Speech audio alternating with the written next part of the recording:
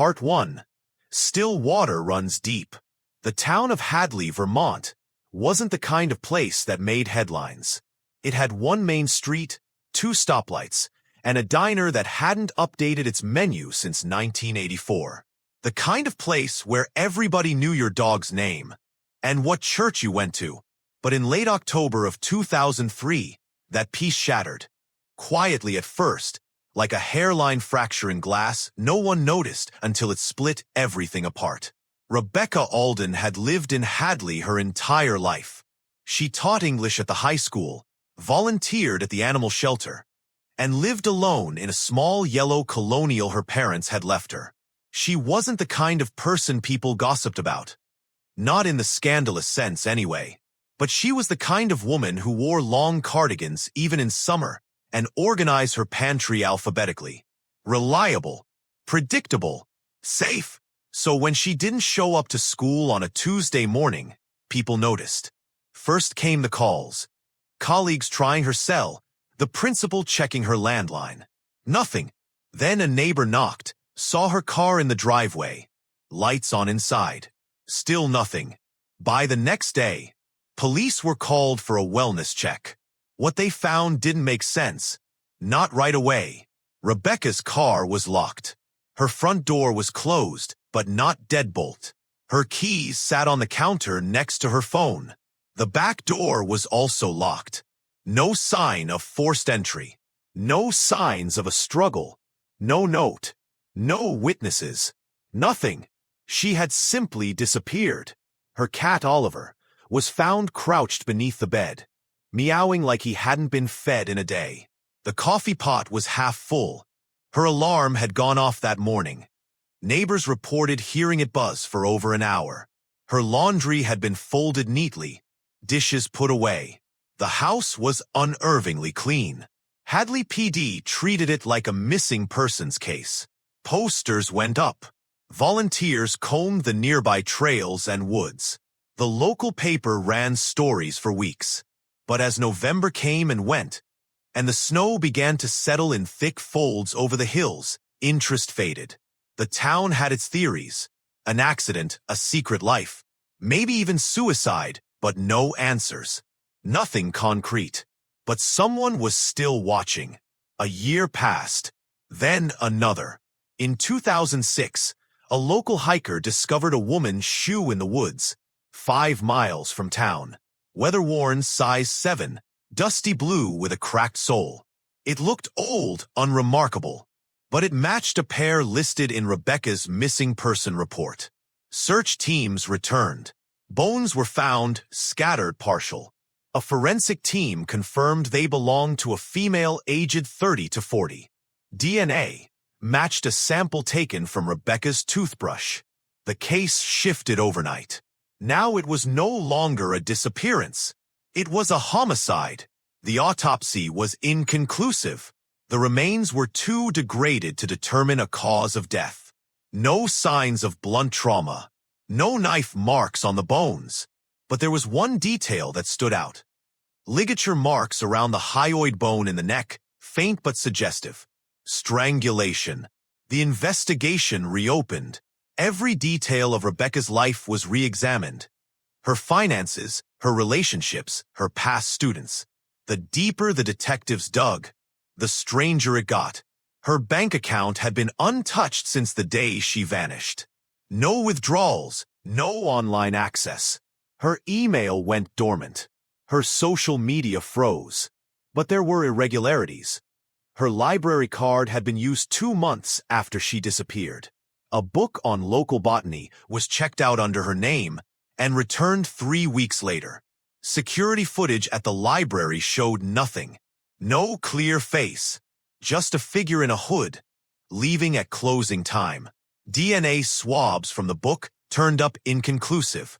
Partial male profile. Too degraded for a match. Investigators looked into her students, particularly those who might have had obsession issues.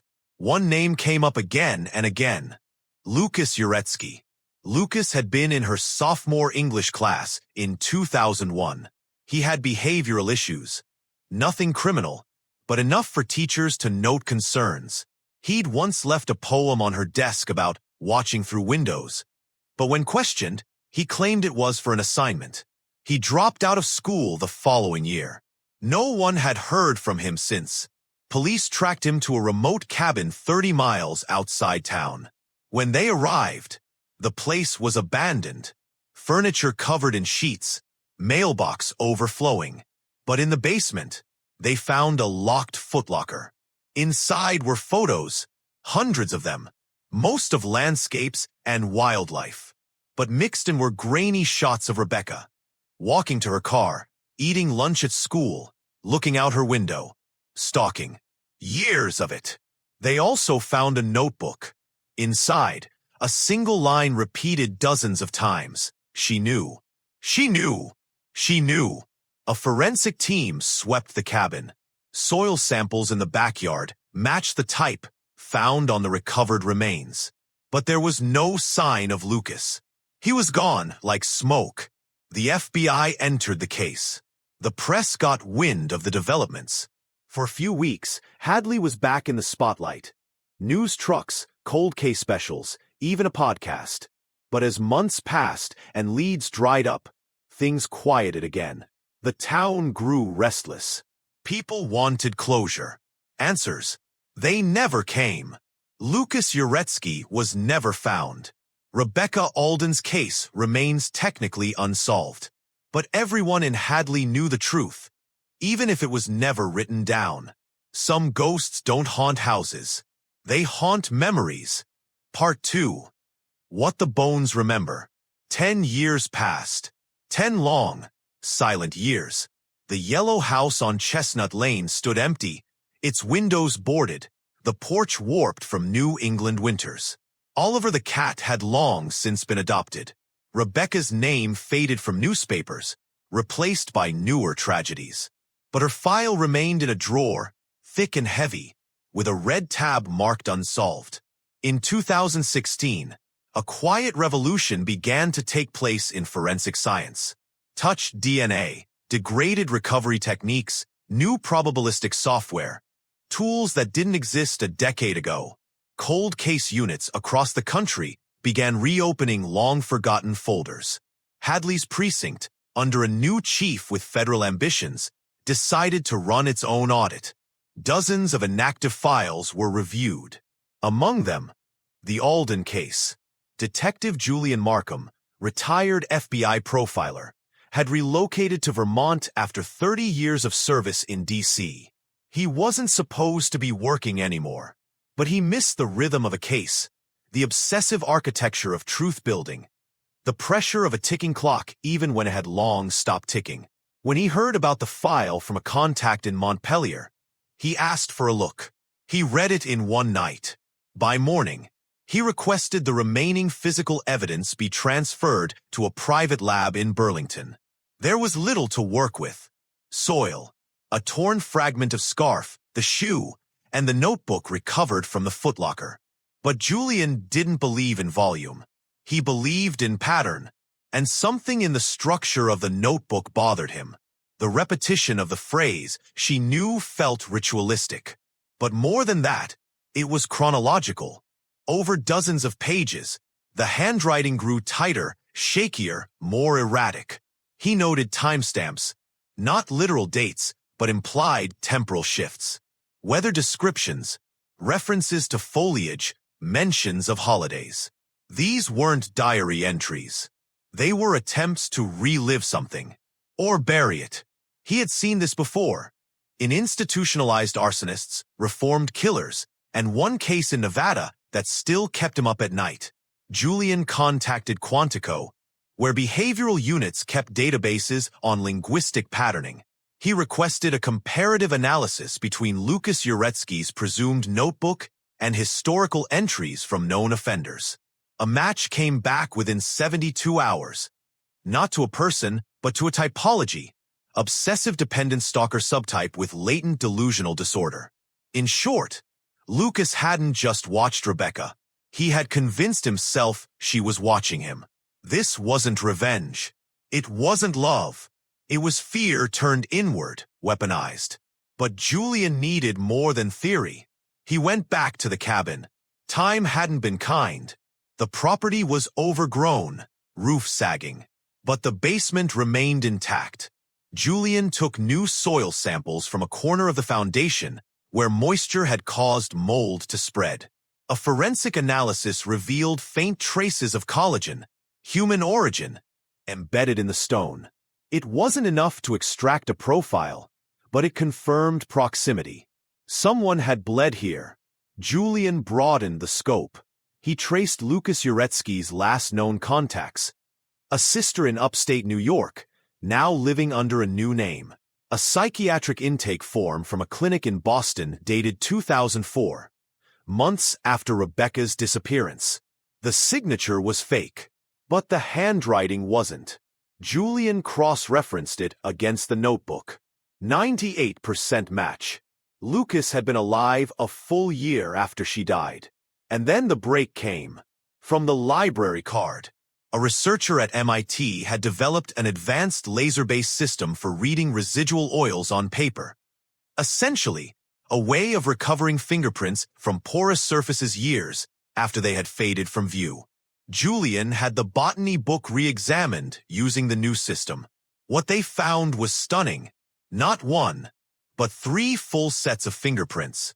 One belonged to Rebecca, one to an unknown female, and one, finally, matched to Lucas Uretsky.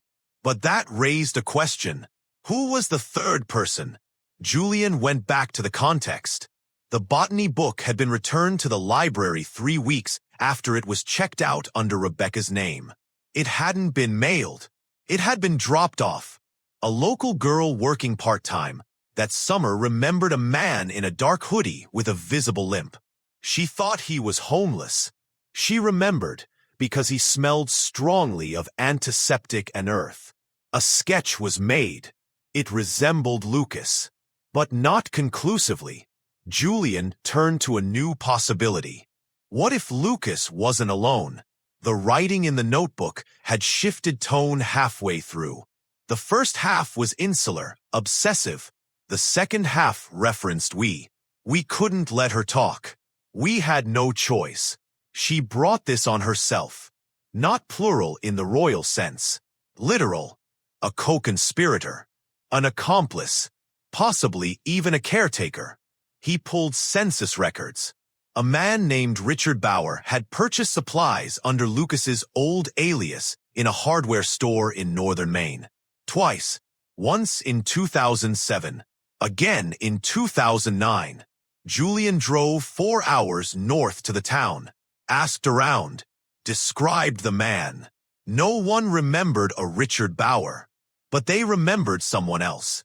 An older man, reclusive, lived in a trailer deep in the woods. Bought antibiotics in cash. Came to town once every 6 months. Walked with a cane. No name. Locals called him the Squirrel Man because of how many cages he had strapped to his truck. Julian found the trailer. It was abandoned, but inside, on a rotting table, was a coffee mug. It had Rebecca's name printed on it. Part 3. Beneath the Pines.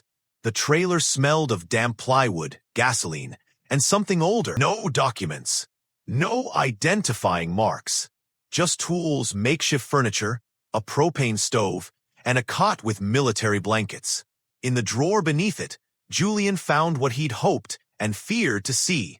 Medication bottles, all unlabeled, some expired. Among them, 2 small glass vials with faint traces of dried blood on the lip. He packaged them carefully and sent them to the lab. Preliminary results came back in 72 hours. The blood matched Rebecca Alden's mitochondrial DNA. The degradation curve suggested it had been there for years, but not decades. That changed everything. Rebecca had not died in 2003. She had survived, at least for a while. Julian filed for a search warrant for the land surrounding the trailer. Using ground-penetrating radar, the team discovered an artificial depression 20 feet from the northern tree line. What they unearthed was something none of them were prepared for. A steel hatch, rusted, partially buried. It opened to a staircase descending into concrete silence. What lay beneath was not a bunker. It was a room, 10 by 12 feet. One bed, bolted to the floor. One toilet, a single light bulb hanging from the ceiling. And on the walls, dozens of clippings, all about Rebecca, her yearbook photos, college certificates, photos of her house, the school newspaper. This was a shrine. And a cell. There were marks on the wall, vertical tallies, hundreds of them. Julian counted 413 before he stopped. Over a year. Perhaps two. Rebecca had lived here captive, hidden from the world, from the woods, from herself. Her presence was everywhere, yet gone. On the bed was a final object. A notebook, weather damaged, soaked in mildew. Its pages were warped but intact. It wasn't hers. It belonged to the unknown woman. The second set of fingerprints from the library book. Julian sent it for testing. While waiting, he refocused on the behavioral profile. The squirrel man had helped Lucas, perhaps cared for him, kept him hidden. But who had taken care of Rebecca? And then it hit him. The writing in the second notebook referenced he consistently. He doesn't sleep. He talks about her like she's God. He thinks she hears his thoughts. He thinks I don't understand. The tone was conflicted, equal parts fear and guilt. She had helped, but reluctantly. She had also tried to stop it. One line stood out. She's not dead. Not yet. But if I leave, she will be. Julian requested DNA from the notebook's corners. Fingertip samples were recovered. The profile matched a nurse's assistant from a long-defunct facility in Boston, Miriam Trent. She had worked night shifts during Lucas Uretsky's brief admission there in 2004. She had disappeared in 2005. Never reported missing. No next of kin. No trace. Until now. Julian believed she had been coerced, perhaps manipulated, possibly complicit, but also trapped, somewhere between captor and savior. 2 days later, a breakthrough came from a lab in Montreal. The blood sample on the vial, one of the two, didn't just belong to Rebecca. It contained trace levels of a rare sedative, no longer approved for use since the 1990s, known as Z-218. Used experimentally in psychiatric detention centers for patients prone to hallucinations and violent outbursts. Lucas had likely been dosed repeatedly, but so had Rebecca, not to restrain her, to keep her silent, to keep her pliable. Julian felt the shape of the story forming, not with certainty, but with gravity. Lucas had kidnapped Rebecca. Miriam had helped him, or failed to report it, or both. Somewhere along the line, something had shifted. Perhaps Miriam had developed a sense of pity. Perhaps she tried to help Rebecca escape. Perhaps she paid for that choice. And then, the final discovery. In a box beneath the floorboards of the bunker, cadaver dogs detected faint trace odors. Forensics recovered bone fragments. 3 distinct samples. One matched Miriam Trent. Another matched Lucas Uretsky. The third was inconclusive, but on one of the bones, specifically a small metacarpal fragment, investigators discovered faint signs of post-mortem burning, as well as etchings. Letters, barely legible, scored by fingernail or knife. It read, "I was alive, Part 4, where the silence ends." The bones told a story, but not a complete one. The forensic team determined that the metacarpal fragment bearing the words, "I was alive," most likely belonged to Rebecca Alden, though mitochondrial evidence remained circumstantial. The fire damage was localized, too controlled to be accidental, too isolated to destroy all trace. Someone had tried to burn the past, but the past had resisted. Julian returned to the yellow house one last time. Time had weathered its walls, but not its memory. The neighbors still remembered her, still mentioned her name in cautious tones. as though speaking it too loudly might summon whatever pain had lingered there. In the attic, untouched since her disappearance, Julian discovered a locked hope chest. It took hours to open, and what he found inside reframed everything. Letters, dozens of them, unsent, unmailed, written by Rebecca to someone named A. They were dated from before her disappearance. Some were no more than notes, others full letters, but their contents painted a disturbing picture. Rebecca had been receiving anonymous letters and gifts for months. She had suspected someone was watching her. She had gone to the police. There was even a mention of a report filed in spring of 2003. But it had been dismissed. No threats. No physical danger. Just creepy mail. One entry stood out. He knows things about me that no one else does. Childhood memories. Words I haven't spoken aloud in years. I don't know how. Julian reviewed her psychological records. No history of mental illness. Nothing to suggest paranoia. If anything, she had underreported stress. Kept it all inside. Who became both his caretaker and, possibly, his only companion. He kidnapped Rebecca in 2003 with Miriam's assistance. Or at least her knowledge. For over a year, Rebecca was kept alive beneath the trailer, sedated, isolated, but fully aware. Miriam eventually turned on Lucas. A final confrontation ended with all three dead. Their remains were hidden, burned, and buried in shallow graves. But Rebecca left her mark. I was alive. Julian brought his findings to the state attorney. There would be no trial, no charges, no defendants. But there could be truth. A year later, a memorial was held for Rebecca in Hadley. Her former students, neighbors, and colleagues gathered beneath gray clouds as a plaque was unveiled outside the school, where she had taught for nearly a decade. It read, Rebecca Alden, 1969 to 2004, teacher, writer, survivor. She was here, and she mattered.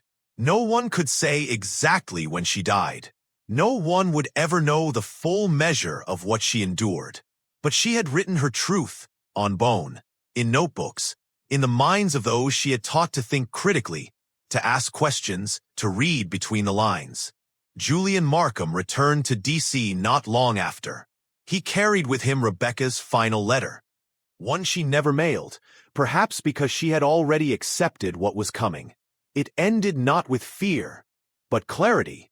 If I disappear, let it be known I existed, that I wasn't perfect, but I was present. I saw the world. I lived in it, even in the dark. Some stories don't end with a verdict. They end with a voice.